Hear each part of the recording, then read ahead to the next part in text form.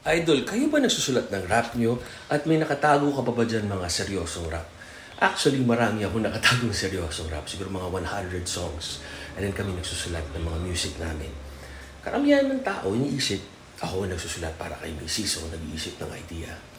Pero kung tutuusin, di ba, nabi pa nga nagsasabi, ang bait naman ng asawa ni Carlos, talagang sinasakyan yung trip ni Carlos. Hindi nyo alam, si Mrs. lahat ng pakulo niyan, si Serena Agassi, si Mrs. Agassi, magaling po siyang mag-rap.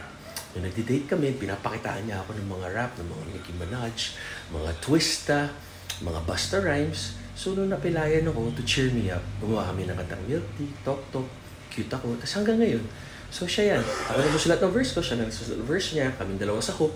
And then minsan tutulungan kami sa verses. Tapos nagugustuhan niya eh. Or kung ano man yung nararamdaman niyo, yun na yun. Kasi ang dami kong songs sa sobrang seryoso, wala talaga. Lugi.